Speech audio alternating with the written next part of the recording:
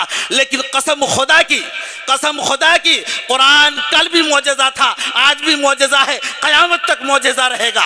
हज़रत सुलेमान अलैहिस्सलाम की अंगूठी जो थी वो मौजज़ा थी। जब वो पहन लेते थे तो देव, जिन, परियां सब ताबे हो जाया करती थी। आज वो अंगूठी आपको मिल जाए, हमको मिल जाए, 1000 मरतबा उंगली के अंदर पहन ले, कोई जिन्नात हमारे इधर उधर नहीं भटकेगा, मौजज़े का असर जाहिर नहीं होगा। दूसरे जो नबी थे, उन नबियों का जो मौजज़ा था उनकी ज़िंदगी तक महदूद था, लेकिन हमारे नबी के बाज़ मौजज़े ऐसे हैं जो उनकी ज़िंदगी में भी था, आज भी है और क़यामत तक रहेगा। मजमे के अंदर जो जिंदा दिली थी, यकीनन जौहर साहब 18 साल पुराने नजर आए, और ये इश्क़ रसूल की चिंगारी ही है जो माशाअल्लाह दिन ब दिन माशाअल्लाह जवान होते हुए शायरी के अंदर हमारे जौहर साहब नजर आ रहे हैं। मैं बड़े अदब के साथ, चूँकि वक्त की किल्लत है इसलिए बड़े माइक पे नहीं जा रहा, क्योंकि मुझे अपने वक्त को भी समेटना है और मुक़र्रिरीन और शोरा पे भी निछावर करना है। इसके लिए हमारी फहरिस्त में एक मुक़र्रिर बेमिसाल बैठे हुए हैं, जनाब हज़रत मौलाना तनवीर आलम साहब, इमाम खतीब मस्जिद अबू बकर नबी करीम दिल्ली। मैं हजरत से गुजारिश कर रहा हूँ हजरत तशरीफ लाए और अपने खिताबे नायाब से हम सामाईन को नवाजें। अल्हम्दुलिल्लाहि नहमदुहु व नस्तईनुहु व नस्तगफिरुहु व नुअमिनु बिही व नतवक्कलु अलैहि व नऊज़ु बिल्लाहि मिन शुरूरि अनफुसिना व मिन सय्यिआति अअमालिना।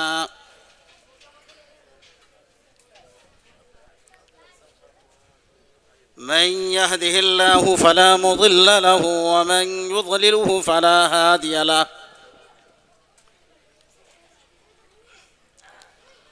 व नशहदु अन ला इलाहा इल्लल्लाहु वहदहु ला शरीक लहु व नशहदु अन्न मुहम्मदन अब्दुहु व रसूलुहु। रब्बि इश्रह ली सदरी व यस्सिर ली अमरी वहलुल उक़दतम मिन लिसानी यफ़क़हू क़ौली।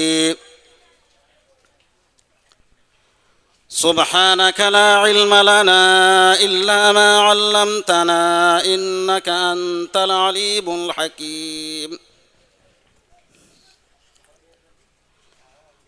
अम्मा बअदु फ़अऊज़ु बिल्लाहि मिनश शैतानिर रजीम। बिस्मिल्लाहिर रहमानिर रहीम।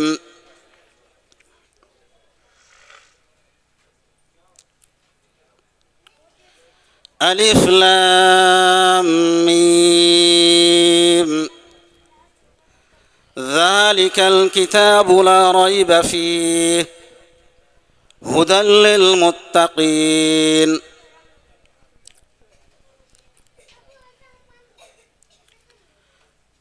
वक़ाल नबी सल्लल्लाहु अलैहि वसल्लम ज़य्यिनू मनाज़िलकुम बिस्सलाति व तिलावतिल क़ुरआन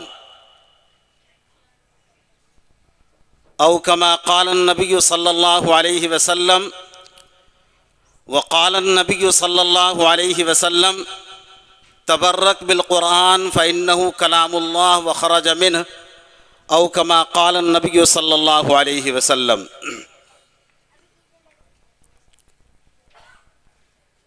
मुहतरम बुज़ुर्गों और दोस्तों,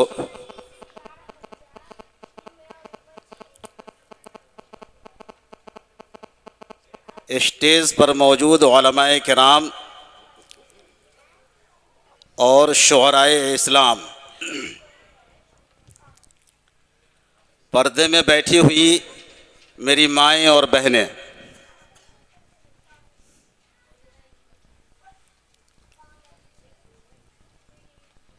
अभी आप नाते रसूल मकबूल सल्लल्लाहु अलैहि वसल्लम से महजूज हो रहे थे। एक बात जानने की है कि उलमाए किराम तो बहुत सारे मसलक के हैं पूरी दुनिया के अंदर, लेकिन हमारे मसलक के जो उलमाए किराम हैं और उसमें जो शायर इस्लाम है,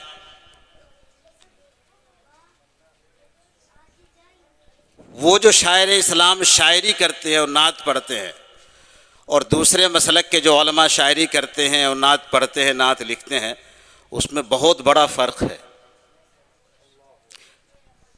ज़मीन व आसमान का बाज़ दफ़ा हम शेर व अशार सुनते हैं और नात वग़ैरह सुना करते हैं, दूसरे मसलक के उलमा के भी, और हमारे जो उलमाए देवबंद हैं उनकी भी नात सुना करते हैं। याद रखिए, हमारे उलमाए इस्लाम के जो शायर हैं, उलमाए देवबंद के जो शायर हैं, जब वो नात पढ़ते हैं तो वो नात नहीं पढ़ते हैं बल्कि हदीस की तर्जुमानी करते हैं।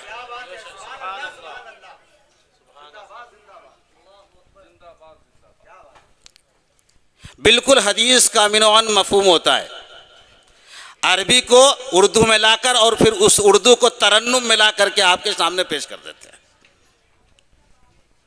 कारी जमशेद जौहर साहब ने जितनी भी अभी 2 नातें पढ़ी हैं, और ख़ास तरीके से जो पहली नात इन्होंने पढ़ी है,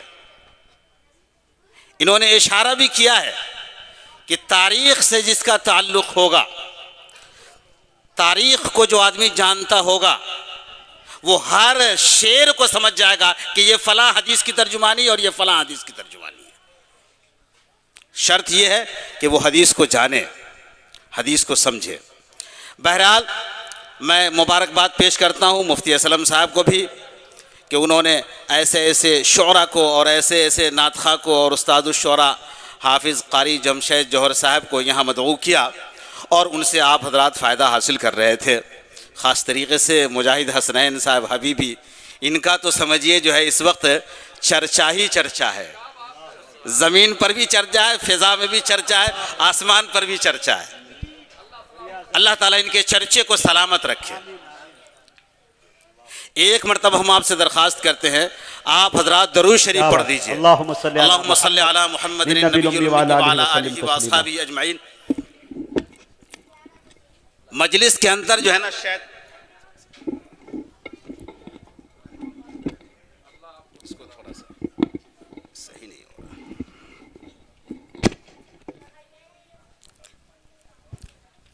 मजलिस के अंदर जो है ना, चाहे 1 घंटा मजलिस चले, 1.5 घंटा चले, 2 घंटा, शैतान को नहीं दंदनाने देना है। शैतान जो है मुख्तलिफ रूप में दंदना करके जो है ना हमारी मजलिसों में आता है, दीन की मजलिसों में आता है। शैतान गैरों की मजलिस में नहीं दंदनाता है, शैतान मुसलमानों ही की मजलिस में दंदनाता है और मुख्तलिफ रूप में दंदनाता है। इसलिए शैतान को नहीं दाखिल होने देना है। शैतान जब भी दाखिल हो दरूद शरीफ पढ़ दीजिए। अल्लाहुम्मा सल्ली अला मुहम्मदिन नबिय्यिल उम्मी व अला आलिहि व अस्हाबिहि अजमईन। कुरान करीम की आयत हमने पढ़ी, अलिफ लाम मीम ज़ालिकल किताबु ला रैब फीह।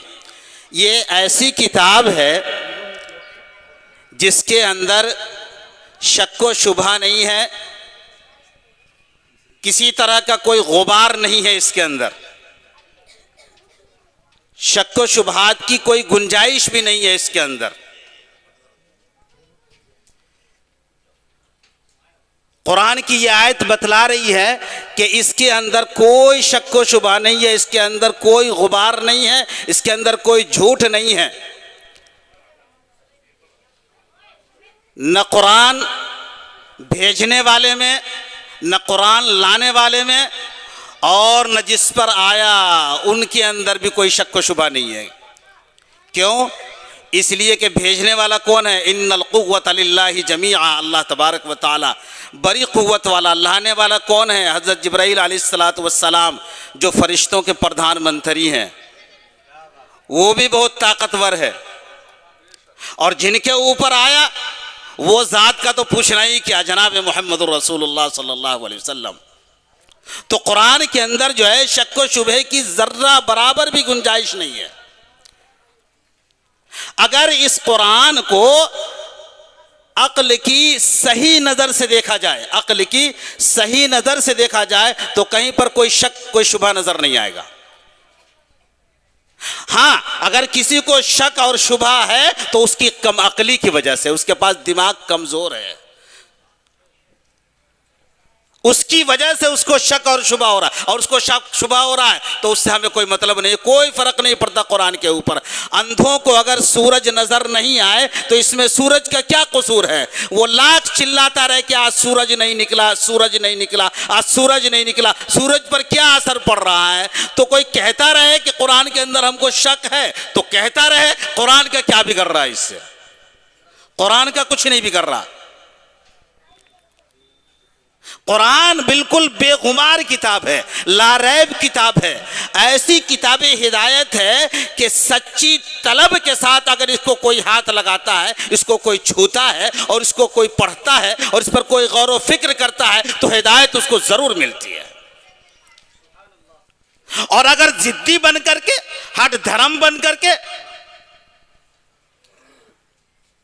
बुरे दिल के साथ हाथ लगाए, इसको छुए, इसको पढ़े, इसकी क़िरात करे तो उसको कभी भी हिदायत नहीं मिल सकती है। वो आदमी जो है ना इस आयत का मिस्दाक है, ख़तम अल्लाहु अला क़ुलूबिहिम व अला समइहिम व अला अबसारिहिम।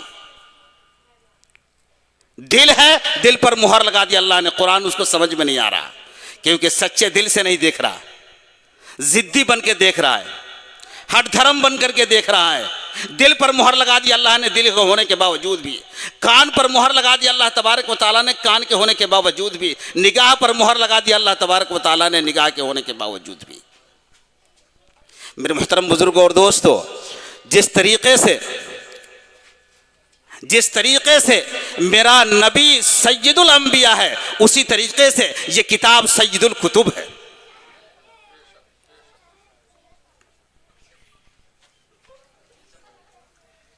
जिस तरीके से मेरा नबी तमाम नबियों का सरदार है, उसी तरीके से ये किताब कुरान मुक़द्दस तमाम किताबों की सरदार है।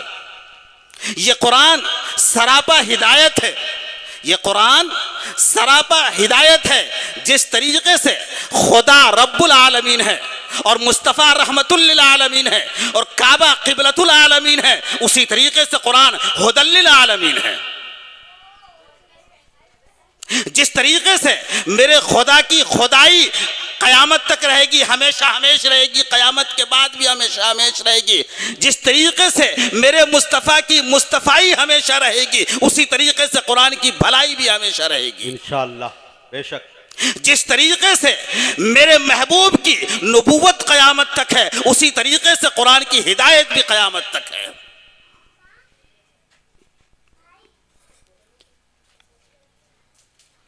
अल्लाह तबारक व तआला रब्बुन्नास है तो कुरान हुदल लिन्नास है।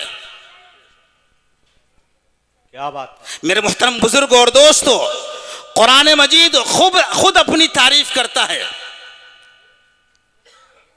हमने तो वो हदीस नहीं पढ़ी जिस हदीस के अंदर खुद हुज़ूर पाक सल्लल्लाहु अलैहि वसल्लम ने कुरान का तारुफ कराया है कि कुरान है क्या चीज। कुरान का तारुफ एक तो कुरान खुद करता है और कुरान का तारुफ एक साहब कुरान करता है। कुरान का तारुफ खुद कुरान ने भी किया है और कुरान का तारुफ उन्होंने भी किया है जिनके ऊपर कुरान पाक नाजिल हुआ है। कुरान मजीद खुद अपनी तारीफ करता है। कुरान पाक से पूछिए कि ऐ कुरान तेरा नाम क्या है, कुरान कहता है, जवाब मिलेगा कुरान के अंदर, फी लौही कुरान बल हुआ कुरान मजीद, मेरा नाम कुरान मजीद है। कुरान पाक से और पूछे कि ए कुरान तू कहाँ रहा, जवाब मिलेगा फी लौही महफूज, मैं लौह महफूज में था। कुरान पाक से पूछे ए कुरान तू किसकी तरफ से आया, जवाब मिलेगा तंजीलुम मिन रब्बिल आलमीन, रब्बुल आलमीन की तरफ से आया हूँ। कुरान पाक से और पूछे ए कुरान तुझे कौन लेकर के आया, जवाब मिलेगा नज़ल बिहिर रूहुल अमीन, फरिश्तों का प्रधानमंत्री जिब्राइल अलैहिस्सलातु वस्सलाम लेकर के आए। कुरान पाक से और पूछिए ए कुरान तू किसके ऊपर आया, जवाब मिलेगा नुज़्ज़िल अला मुहम्मदिन व हुवल हक़्क़ु मिन रब्बिहिम, मोहम्मद सल्लल्लाहु अलैहि वसल्लम पर आया हूँ। कुरान पाक से और पूछिए ए कुरान तू किस महीने में आया, जवाब मिलेगा शहरु रमज़ान अल्लज़ी उनज़िल फ़ीहिल कुरान, रमज़ान के महीने में आया हूँ। कुरान पाक से और पूछिए ए कुरान तू किस रात में आया, जवाब मिलेगा इन्ना अंज़लनाहु फ़ी लैलतिल क़द्र, लैलतुल कद्र में आया हूँ। कुरान पाक से और पूछे, ए कुरान तू किस शहर के अंदर आया? जवाब मिलेगा वह हाज़िल बलदिल अमीन, मक्के मुकर्रमा में आया हूँ। कुरान पाक से और पूछे, ए कुरान तू किस लिए आया है? जवाब मिलेगा वनुनज़्ज़िलु मिनल कुरान मा हुवा शिफा व रहमतुल लिल मुमिनीन, बीमारों का इलाज करने के लिए आया हूँ। जहाँ लानत बरसती है वहाँ रहमत बरसाने के लिए आया हूँ, बीमारों को शिफा देने के लिए आया हूँ। कुरान पाक से और पूछे, ए कुरान तू क्यों आया है? जवाब मिलेगा कुफ्र की दुनिया को बर्बाद करने के लिए आया हूँ, तौहीद की दुनिया को आबाद करने के लिए आया हूँ। कुरान पाक से और पूछे, ए कुरान तू क्यों आया? जवाब मिलेगा जुल्म और सितम को खत्म करने के लिए, कत्ल गारतगरी को खत्म करने के लिए, जुल्म और सितम की हवा उखाड़ने के लिए आया हूँ। कुरान पाक से और पूछे, ए कुरान तू क्यों आया है? जवाब मिलेगा जिनाकारों को और शराब नोशियों को आगाह करने के लिए आया हूँ। बाज आ जाओ वरना तबाह हो जाओगे, बर्बाद हो जाओगे। कुरान पाक से और पूछे, ए कुरान तू क्यों आया है? जवाब मिलेगा गुलाम और आका का फर्क मिटाने के लिए आया हूँ। मेरे मोहतरम बुजुर्ग और दोस्तों, कुरान वो किताब है जो साफ लफ्जों में दावा करती है कि वह खुदा का कलाम हूँ, रब का कलाम हूँ। कुरान ही वो किताब है जो इंतहाई दर्जा के तारीख जमाने में नाजिल होकर पूरी दुनिया को चमकाया है। दुनिया को भी चमकाया, आसमान को भी चमकाया, जमीन को भी चमकाया, जमीन के नीचे भी चमकाया, ऊपर भी चमकाया। इंतहाई दर्जा के तारीख जमाने में कुरान नाजिल हुआ और तहजीब का, तमद्दुन का अलम बुलंद किया, झंडा बुलंद किया।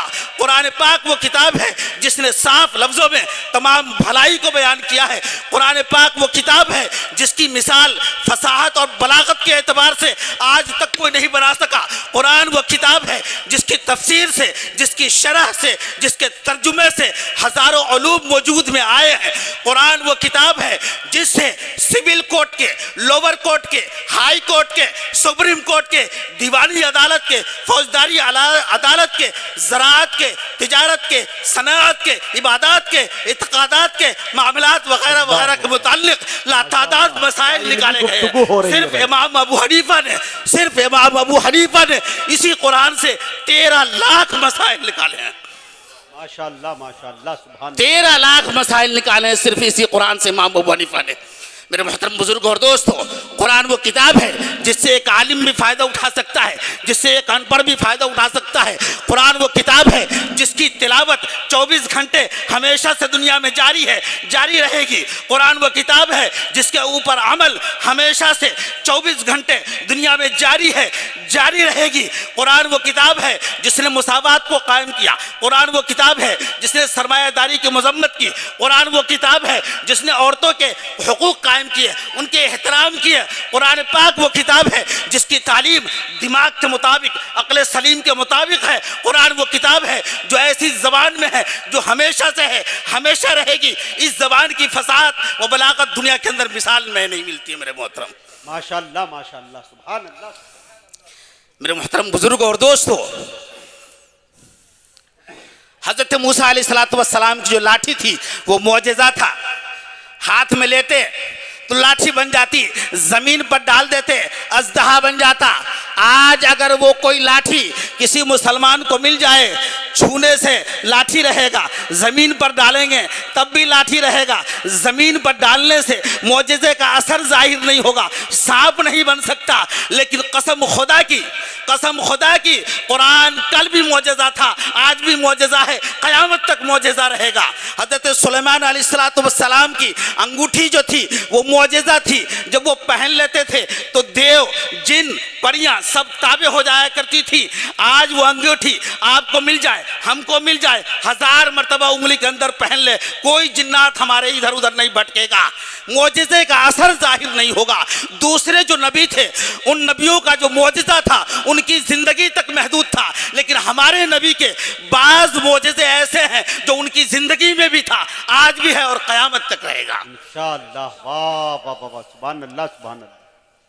अल्लामा जलालुद्दीन सयूती रहमतुल्लाह अलैह ने खसाइस कुबरा के अंदर हदीस के हवाले से लिखा है कि नबी पाक सल्लल्लाहु अलैहि वसल्लम का 2 मौजिज़ा ऐसा है जो उनकी ज़िंदगी में भी मौजज़ा था, आज भी मौजज़ा है, क़यामत तक मौजज़ा रहेगा। एक मौजज़ा क्या है उसमें से? एक मौजज़ा तो यह है कि हाजी हज करने के लिए जब जाते हैं और रमियत जमार करते हैं, शैतानों को कंकर मारते हैं ना, 21 कंकरी, 1500 साल से कंकरी मारी जा रही है ना, 1500 साल से कंकरी मारी जा रही है, और वहां पर झाड़ू लगाने का भी इंतजाम नहीं है जहां पर कंकरी मारी जाती है। और यह भी मसला है कि आपको कंकरी वहां से उठा करके नहीं मारना है, दूर से लेकर के जाना है, दूसरे मैदान से। वहां की कंकरी उठा करके आप नहीं मार सकते हैं। और झाड़ू लगाने का इंतजाम हुकूमत की तरफ से नहीं, अभी 100-150 साल से किताबों में लिखा है कि इंतजाम किया गया हुकूमत की तरफ से, लेकिन झाड़ू लगाने का इंतजाम था नहीं। तो आप 200 साल को छांट दीजिए, चलिए 1500 साल में 200 साल को छांट दीजिए, 1300 साल को लीजिए। 1300 साल में हाजियों ने जो हज किया और कंकर मारा और झाड़ू नहीं लगाया गया, तो वहां पर कंकर का टीला हो जाना चाहिए था, पहाड़ बन जाना चाहिए था। क्योंकि कंकरी को हटाया नहीं जा रहा है, झाड़ू नहीं लगाए जा रहे हैं, और वहां से कंकरी उठा के आप मार भी नहीं सकते हैं, तो कंकरी का टीला होना चाहिए कि नहीं होना चाहिए? लेकिन मेरे मोहतरम बुजुर्ग और दोस्तों, वहां पर कंकरी नजर नहीं आती है। ये हुजूर पाक सल्लल्लाहु अलैहि वसल्लम का जिंदा मौजज़ा है, क़यामत तक मौजज़ा रहेगा कि हाजी जब कंकर मारता है, हाजी जब कंकर मारता है, जिसका हज कबूल हो जाता है, फरिश्ते उस कंकर को उठा करके लेकर के चले जाते हैं। जिसका हज कबूल नहीं होता है, उसी की कंकरी वहां पे रह जाती है। तो आजकल 100-150 साल से वहां पर कंकरी जो है ना ज्यादा इकट्ठा हो रही है, क्योंकि लोगों की नीयत भी सही नहीं है। हज करने में लोगों की नीयत सही नहीं है, पैसा सही नहीं है, लिबास सही नहीं है, उसका खाना पीना सही नहीं है। जिस पैसे से हज करने के लिए जा रहे हैं वो किसी का हक मार करके जा रहे हैं, हज कबूल नहीं होता, आप कंकरी मारते, वो कंकरी वहीं पर रह जाती है। मेरे मोहतरम बुजुर्ग और दोस्तों, इसमें जाना नहीं है, लेकिन ये हुजूर पाक सल्लल्लाहु अलैहि वसल्लम का एक जिंदा मौजज़ा है, जो कल भी जिंदा था, आज भी जिंदा और क़यामत तक जिंदा रहेगा। वहाँ से इंशाअल्लाह हमारी और आपकी कंकरी ज़रूर गायब होगी, अगर अल्लाह ताला ने हमको और आपको हज लिखा है तो। ये दुआ है हमारी कंकरी भी फरिश्ता उठा के ले जाए, आपकी भी ले जाए, कहिए आमीन। एक मौजज़ा। दूसरा मौजज़ा जो हुजूर पाक सल्लल्लाहु अलैहि वसल्लम का अल्लामा जलालुद्दीन सुयूती रहमतुल्लाह अलैह ने लिखा है खसाइस कुबरा के अंदर, वो दूसरा मौजज़ा कुरान का मौजज़ा है। कल भी मौजज़ा था, कल पूरी दुनिया मिलकर के एक आयत पेश नहीं कर सकी, आज तक भी पेश नहीं कर सकी और क़यामत तक पेश नहीं कर सकेगी। एक छोटा सा बच्चा मुफ्ती असलम साहब के मदरसे से फारिग शुदा छोटा सा बच्चा, 5 साल 6 साल का बच्चा भी पूरी दुनिया को ललकार करके कह सकता है कि अगर तुम कुरान को अल्लाह का कलाम नहीं किसी इंसान का कलाम समझते हो तो ठीक है, एक आयत ला करके दिखला दो, हम मान लेंगे कि यह अल्लाह का कलाम नहीं है। ये चैलेंज है कुरान करीम का। फातू बिसूरत मिन मिस्ली, एक सूरत ले आओ, मान लेंगे हम। ये कुरान पाक हुजूर पाक सल्लल्लाहु अलैहि वसल्लम का जिंदा मौजज़ा है। मेरे मोहतरम बुजुर्ग, टाइम बता दीजिएगा भाई जी। नहीं, हमको कितना देर बोलना है? 10 मिनट हजरत। आओ दरूद पाक पढ़ लीजिए, अल्लाहुम्मा सल्ली अला मुहम्मदिन नबी व अला आलिहि वसल्लम तस्लीम व अस्हाबिही अजमाइन। कुरान पाक हुजूर पाक सल्लल्लाहु अलैहि वसल्लम का जिंदा मौजज़ा है। इसको मिटाने की अनथक कोशिश की गई, आज से नहीं की गई है। 1500 साल पहले कुरान मुक़द्दस नाजिल हुआ था ना, 1500 साल पहले जब नाजिल हुआ था, उसी वक्त अल्लाह ने कह दिया था हमने नाजिल किया, इसको हम ही हिफाजत करेंगे। चुनांचे 1500 साल की लंबी मुद्दत गुजर गई। कुरान पाक जैसे 1500 साल पहले महफूज था, मौजूद था, वैसे ही आज भी महफूज है और मौजूद है। हालांकि 1500 साल के अंदर उलमाए किराम यहाँ पर बैठे हैं, हमसे बहुत बड़े उलमाए किराम यहाँ पर बैठे हैं और आप हजरात भी दानिश्वर हैं। 1500 साल में 15 मिनट भी ऐसे नहीं गुजरे हैं जिसमें कुरान के ऊपर हमला नहीं किया गया, कुरान को मिटाने की नापाक कोशिश नहीं की गई, कुरान मुक़द्दस को ख़त्म करने की कोशिश नहीं की गई। 1500 साल में 15 मिनट भी ऐसे नहीं गुजरे होंगे। इसको मिटाने की भरपूर कोशिश की गई, पहले भी की गई, आज भी की जा रही है, करते रहे करने वाले। कुरान का ना कुछ बिगड़ा है ना बिगड़ेगा। हमने शुरू में ही कह दिया था कि अंधों को अगर सूरज नजर नहीं आए तो वो लाख चिल्लाए, आज सूरज नहीं निकला, सूरज का कुछ नहीं बिगड़ता। कुरान को लाख मिटाने की कोई कोशिश कर ले, चाहे 26 आयत को निकालने की कोशिश कर ले, अरे हम तो कहते हैं 26 आयत दूर, एक नुक्ते को भी तुम निकाल नहीं सकते। माशाअल्लाह, एक नुक्ता भी कोई माई का लाल निकाल नहीं सकता इसके अंदर से। ये ऐसी किताब है मेरे मोहतरम बुजुर्गों और दोस्तों, मिटाने की लाख कोशिश कर लो। हिंदुस्तान के अंदर इस कुरान को मिटाने की क्या क्या कोशिश नहीं की गई। कुरान के ऊपर पेशाब किया गया, कुरान को जलाया गया, कुरान को पांव से रौंदा गया, कुरान के ऊपर गोलियां मारी गई।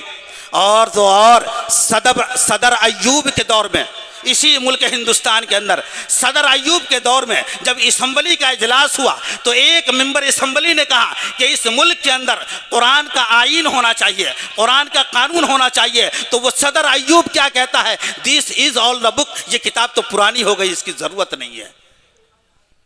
मेरे मोहतरम बुजुर्ग और दोस्तों, किताब तो पुरानी हो गई 1500 साल, लेकिन सूरह फातिहा को जितनी बार पढ़ो उतनी बार मजा आएगा।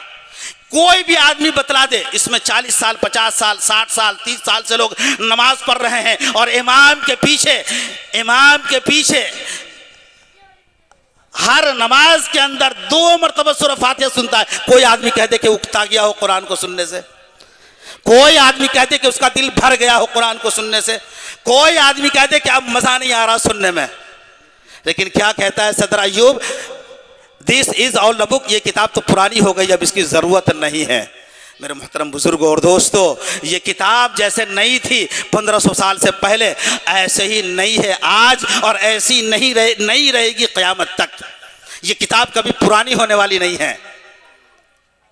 मेरे मोहतरम बुजुर्गों और दोस्तों, दुनिया की किताबें बहुत सारी महंगी मिलेंगी आपको, बहुत महंगी महंगी किताबें मिलेंगी, बड़े बड़े लेक्चरार आपको मिलेंगे किताब के लिखने वाले, लेकिन उस किताब को पढ़ने से, छूने से, लिखने से कोई सवाब नहीं मिलता। लेकिन गुंबद खजरा के मकी रहमतुल्लिल आलमीन सल्लल्लाहु अलैहि वसल्लम ने इरशाद फरमाया कि कुरान वो किताब है जिसको छूना भी सवाब, जिसको लिखना भी सवाब, जिसका पढ़ना भी सवाब। जो इसको पढ़ेगा उसकी आंखों में नूरानियत होगी, जो इसको पढ़ेगा उसके गुनाह माफ़ होंगे, जो इस कुरान को पढ़ेगा उसके दर्जात बुलंद होंगे, उसकी आंखों की रोशनी बढ़ जाएगी। जो इस कुरान को नाजरा पढ़ेगा वो नाजरा खां बन जाएगा, जो इस कुरान को ज़बानी याद कर ले वो हाफिज बन जाएगा, जो इसका तर्जुमा करे वो मुफस्सिर बन जाएगा, और जो इसकी खड़े होकर तशरीह करे वो मुबल्लिग बन जाएगा, और जो इसको बैठकर पढ़ाए वो मुअल्लिम बन जाएगा, और जो इस पर अमल करे वो वलीजुल्लाह बन जाएगा।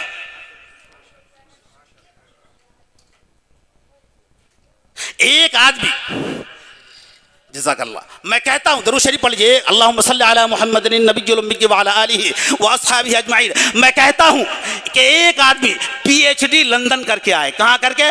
PhD लंदन करके आए, MBBS करके आए, डबल MBBS करके आए, LLB करके आए, वकालत करके आए, इंजीनियरिंग करके आए। एक आदमी लंदन से आए MBBS करके, वकालत करके, इंजीनियरिंग करके, डॉक्टर बन करके, और एक आदमी मुफ्ती असलम साहब के मदरसा तजमीदुल कुरान से एक बच्चा अगर हाफिज कुरान निकलता है, कसम खा करके कहता हूँ वो लंदन वाला कुर्सियों का वारिस बनेगा, और ये तजवीदुल कुरान मुफ्ती असलम वाला नबी के मुसल्ले का वारिस बनेगा। फैसला आपको करना है कि आप अपनी औलाद को, आप अपनी नस्लों को कुर्सियों का वारिस बनाएंगे या नबी के मुसल्ले का वारिस बनाएंगे। ये फैसला आपको करना है। मेरे मोहतरम बुजुर्गों और दोस्तों, आज कुरान करीम से हम दूर होते चले जा रहे हैं, थोड़ा मोड़ा दूर नहीं, बहुत ज्यादा दूर होते चले जा रहे हैं। हमारे घरों में आज लानत क्यों उतर रही है, रहमत क्यों नहीं आ रही है? हमारे घरों में तरह तरह के मसाइब क्यों आ रहे हैं, तरह तरह की परेशानियां क्यों आ रही? आज इस मुसलमान कौम को दुनिया जलील क्यों कर रही है, दुनिया रुस्वा क्यों कर रही है, उसको अपने ठोकर में क्यों ला रही है? आज दुनिया ने मुसलमानों के जान को, मुसलमानों के माल को सस्ता कर कर दिया है, सब्जियों से भी ज़्यादा सस्ता कर दिया है। जहाँ चाहता है एक मुसलमान की जान ले ली जाती है, जहाँ लोग चाहते हैं एक मुसलमानों के दुकान को, मकान को लूट लिया जाता है, मुसलमानों को जलील और रुस्वा किया जा रहा है। पूरी दुनिया के अंदर मुसलमान आज जलील है, रुस्वा है, ठोकर में है। मेरे मोहतरम बुजुर्ग और दोस्तों, क्यों? कुरान से हम दूर होते चले जा रहे हैं। इसलिए हमारे और आप क्या कहा, हम और आप घर बनाते हैं, नया नया घर बना रहे हैं लोग, उस घरों को सजाते हैं, मजबूत घर बनाते हैं, उसकी डेंटिंग पेंटिंग कराते हैं, उसको तरह तरह से सजाते हैं, बेड लाकर सजाते हैं, वॉशिंग मशीन लाकर सजाते हैं, एयर कंडीशन लगा करके सजाते हैं, गद्दा ला करके सजाते हैं, टीवी ला करके सजाते हैं, और भी तरह तरह से अपने मकानों को सजाते हैं। क्या आपने पूछा अपने नबी से, रसूल पाक सल्लल्लाहु अलैहि वसल्लम से पूछा कि अल्लाह के रसूल, हम घर बनाए हैं, हम अपने घर को कैसे सजाएं, हम अपने घर को कैसे आबाद करें? अगर आप पूछते तो आपको जवाब मिलता, ज़य्यिनू मनाज़िलकुम बिस्सलाति व तिलावतिल कुरान। अपने घरों को नमाज के जरिए सजाओ, अपने घरों को कुरान की तिलावत से आबाद करो, अपने घरों को नमाज से सजाओ, अपने घरों को कुरान की तिलावत से मुज़य्यन करो। मेरे मोहतरम बुजुर्गों और दोस्तों, आज हमारे घरों में झूठ है तो लानत है, शराब है तो लानत है, ग़ीबत है तो लानत है, चुगली है, हसद है, बुग़्ज़ है, कीना है, नफरत है, बेईमानी है, ये सारी की सारी चीज़ें लानत है। आज हमारे घरों में रहमत के बजाय लानत उतर रही है। अगर अपने घरों को सजाना चाहते हो तो कुरान की तिलावत से सजाओ। बाप हो, कुरान की तिलावत कर रहा हो, माँ हो, कुरान की तिलावत कर रही हो, बेटा हो, कुरान की तिलावत कर रहा हो, बेटी हो, कुरान की तिलावत कर रही हो, बहनें हो, कुरान की तिलावत कर रही हो, भाई हो, कुरान की तिलावत कर रहा हो। तुम्हारे घरों से कुरान की तिलावत की खुशबू आनी चाहिए, तुम्हारे घरों से नमाज की खुशबू आनी चाहिए, तुम्हारे घरों को नमाज के जरिए पहचाना जाए कि ये मुसलमान का घर है, तुम्हारे घरों को कुरान की तिलावत के जरिए पहचाना जाए कि ये मुसलमान का घर है। मेरे मोहतरम बुजुर्गों और दोस्तों, आज दुनिया के अंदर मुसलमान सबसे ज़्यादा परेशान हाल है अपने कारोबार को लेकर के, अपने रोजी रोजगार को लेकर के, अपने मसाइल को लेकर के, अपने हालात को लेकर के। कारखाने में बरकत के लिए तरह तरह के चक्कर लगा रहे हैं, फलां मौलाना के पास, फलां मौलाना के पास और फलां के पास, तो फलां से दुआ की दरख्वास्त, तो फलां से दुआ की दरख्वास्त। दुकान में बरकत नहीं, कारखाने में बरकत नहीं, खेत में बरकत नहीं, घर में बरकत नहीं, ज़िंदगी में बरकत नहीं। मेरे मोहतरम बुजुर्ग और दोस्तों, बरकत हासिल करने का बेहतरीन नुस्खा हमारे और आपके आका जनाब मोहम्मद रसूलुल्लाह सल्लल्लाहु अलैहि वसल्लम ने दिया है। क्या नुस्खा है? फरमाया तबर्रक बिल कुरान फ़इन्नहु कलामुल्लाह व खरज मिन्ह। दुकान में बरकत हासिल करना चाहते हो, कुरान की तिलावत करो। मकान में बरकत हासिल करना चाहते हो, कुरान की तिलावत करो। कारखाने में बरकत हासिल करना चाहते हो, कुरान की तिलावत करो। खेतों में बरकत हासिल करना चाहते हो, कुरान की तिलावत करो। ज़िंदगी में बरकत हासिल करना चाहते हो, कुरान की तिलावत करो। औलाद में बरकत हासिल करना चाहते हो, कुरान की तिलावत करो। जहाँ जहाँ तुम्हें बरकत चाहिए वहाँ वहाँ कुरान की तिलावत करो। अल्लाह के नबी सरकार दो आलम सल्लल्लाहु अलैहि वसल्लम ने इरशाद फरमाया तबर्रक बिल कुरान फ़इन्नहु कलामुल्लाह व खरज मिन्ह। अल्लाह के कलाम से बरकत हासिल करो, ये अल्लाह के ज़ात से निकल करके आया है। कुरान जो है अल्लाह की ज़ात से निकल करके आया है। इससे अगर बरकत हासिल नहीं होगी तो पूरी दुनिया में किसी चीज़ से बरकत हासिल नहीं होगी। हमारे उस्ताद मोहतरम हज़रत मौलाना अहमद नसर साहब बनारसी दामत बरकातहुम, जब वो दिल्ली एक मरतबा तशरीफ़ लाए, हमारे छोटे भाई ने कहा कि हज़रत जो है वो दुआ कर दीजिए और एक तावीज़ दे दीजिए बरकत के लिए, कारखाना हमने नया नया किया है। हज़रत ने कहा था कुरान की तिलावत करो, अगर कुरान की तिलावत से बरकत नहीं आई तुम्हारे कारखाने में तो मैं अपनी आधे मोचे तरसवा दूंगा, आधी मोच तरसवा दूंगा। मेरे मोहतरम बुजुर्गों और दोस्तों, कुरान की तिलावत से हमारी दुनिया भी बनेगी, कुरान की तिलावत से हमारी आखिरत भी बनेगी। कुरान के बेशुमार फ़ायदे हैं। वक्त बहुत कम है हमारे लिए वक्त बहुत कम है। अगर वक्त होता तो हम अपनी माँ बहनों को भी कुछ बातें बतलाते। मेरे मोहतरम बुजुर्गों और दोस्तों, क्या वो करना है क्या नहीं करना है? ठीक। वाखिर दावाना अल्हम्दुलिल्लाह।